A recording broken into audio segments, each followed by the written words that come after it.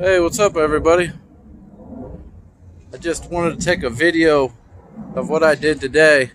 Uh, it was real nice out today. It's actually still real nice out, and I just said screw the work, screw the dumpsters. I'm headed home. But what I did, it's like 65, 70 degrees today. I drove my red 55 Chevy Nomad to work today for the very first time. Um, and I've had the car for maybe I've had it since 2017. So this June, it's 5 years I've had the car, and I would drive it around the neighborhood, take my daughters and kids for a ride in, things like that. But today was the first time that I actually drove it, so I just wanted to see if it'd make the trip and basically drive it. You know, it's nice out. There's no reason for it just to sit around all the time. And it made it down here just fine. The only thing that did give me a little bit of a concern is it just seems like it's overcharging a little bit. It's up to like maybe 16, 17 amps, which is quite high, really. So I may have to pull the generator off of it and have it checked out. But one thing, if you guys have never drove a car before, any type of long distance, you don't want to just shut it off and go about your day. Spend a little bit of time around it, make sure nothing's making no noises.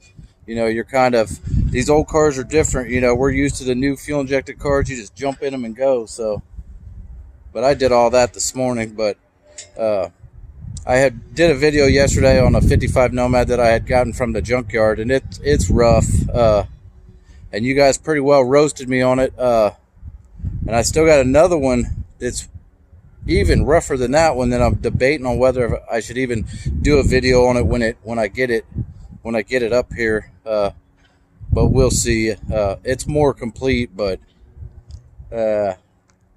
more rusty. So, but I just want to spin around here in a minute. I'll show you just a comparison of what one could be, and I know that the one is not a show car, but it's cool enough for me. So let's check them out.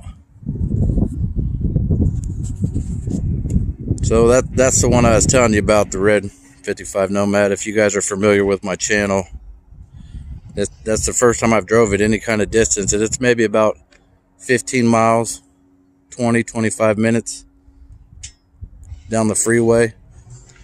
And that car's got a 327 in it with the M21 4-speed and 336 gears with 18-inch wheels on the back. And they was literally trying to run me off the freeway in that car this morning. So much as I love the 4-speeds, guys, I'm kind of thinking, since I've got a 55 convertible that I'm building, I'm kind of thinking maybe I should start researching a 5-speed for it. The 4-speeds are cool, but everybody is driving so daggone fast anymore that, you know, a 4-speed, and I don't have a tack in it, so I don't know exactly what RPMs it was, but I had it at like 55, 60 miles an hour, and it was revving pretty good. So, but see, this is a 55 Nomad that's all complete, and then this is the one over here that I brought in yesterday, which some people said, you know, in other words, it would have been better left where it was.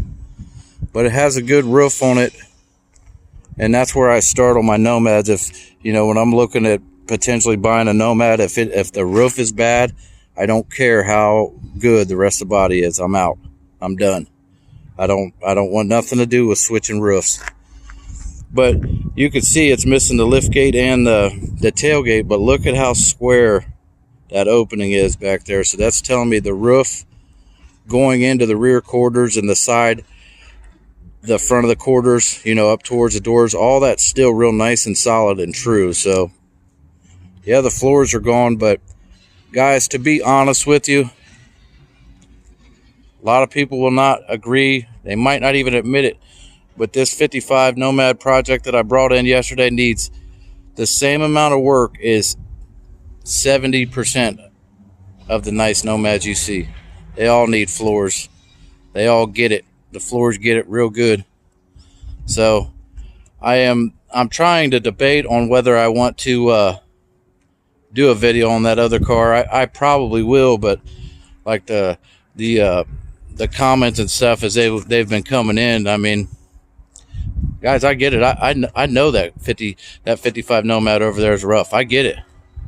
I'm the one that went and got it. I could see it in person, you know what I mean? So I know the old car is rough. But it's a 55 Nomad.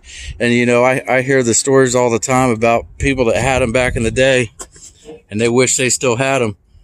I'm just going to keep it 100% honest with you guys. If I'd have lived back then, you'd have heard about this guy called Don that had 3,000 Nomads in his yard, because I'd have kept every single one of them. That's how much I love the Nomads. There's nothing like a Tri-5 Nomad. It's the most special Bel Air they ever made. And another guy said, you know, the Nomads, if they're rare, I see a lot of them popping up. Well, send me the links. I ain't seen them. I'm not trying to be a jerk or anything, but send me the links. Just because I dig them up. This is something I do. I start every morning looking for 55, 56, 57 Chevy Nomads and parts. I finish every evening looking for 55 Chevy Nomads, 56, 57 Chevy Nomads and parts. So if it looks like there's a lot of them, believe me, there's not. And I got that little jewel just sitting there. This will be a race car one day, but I just got a lot going on and I can't stop buying. But this car, now that you see that Nomad over there, this car right here, this car ain't too bad. I still got to get all this off. It's got some really ate up screws. Yeah, so ate up the camera won't even focus on it. That one right there. There's several of them I got to try to drill out of there to get it out. You can see this car, it was originally that turquoise color. This is actually an odd one. My 55 convertible at the house was a solid red color. This car right here was a solid turquoise with just the actual top of the roof white. You can see the turquoise, and notice there's no paint dividers right there for the two-tone.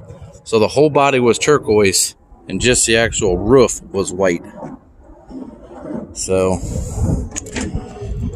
and furthermore, on these cars, you know, the way I look at them, I'm kind of stocking up on them because they are drying up. A lot of people say that they wish they would have kept the cars from back in the day. But I could tell you guys, honestly, unless it was protected, this is what you would end up with. This car right here.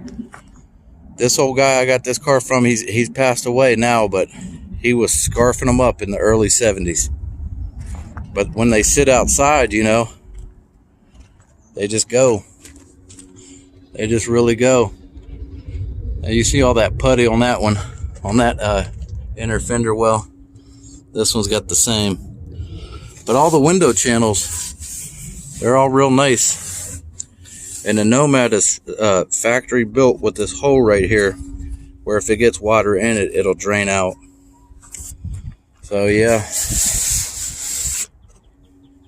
you guys took it to me on this one. But the thing about it is, guys, just to be honest with you, I really enjoy what I'm doing with the old cars, and as long as I could find them like this, as long as I could continue to find these project cars like this, I'm gonna continue to grab them up. And through the comments yesterday, I don't know if there was some type of confusion about this particular car or what the intentions was on it, or actually even what I'm going to do with this car. But this car right here is not getting parted out. My other Nomad I bought has the back lift gate, the tailgate, side glass, all the side trim. It's got a complete dash in it. So it has a lot of parts to make this car more complete. But I have to be honest with you guys, I had to give good money for these 255 Nomads. The 55 sedan back there, now as time has gone by, it looks like that was a pretty fair price on that car. I gave $1,000 for that car, but it doesn't have no paperwork. This car right here's got a VIN number, no paperwork. But you guys, if you guys think I'm nuts for dragging this car home,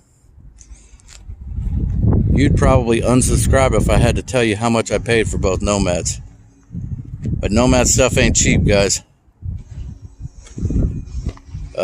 You know, if you ever look around at the current auctions, a really nice Tri-5 Chevy Nomad, and it's primarily the 55 is by far the most valuable if you're doing pro touring, but a 56 is right there with it.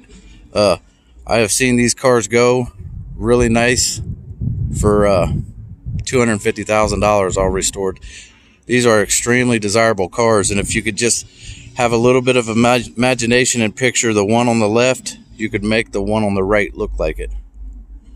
So, like I said, guys, I'm having a lot of fun doing what I'm doing. My YouTube channel was new, but this is something I've done my whole lifetime.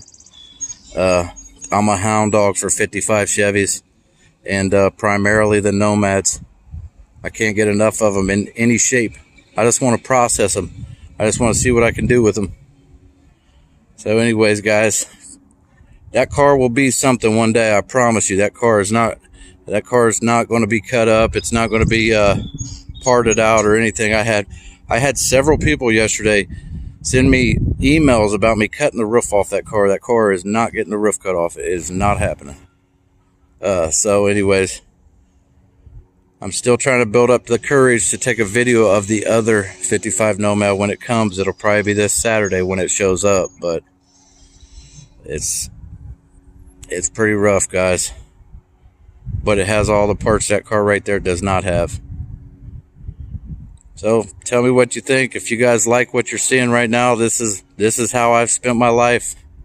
This ain't something I just started doing, guys. This is deep in my roots. If you could only imagine how many Nomads I have went and looked at, and Nomad parts and this and that, this isn't something new to me. Like, comment, subscribe. Thanks for stopping by Don's Hot Rod Garage. Get ready to jump in that one and head back home. Catch you guys on the next video.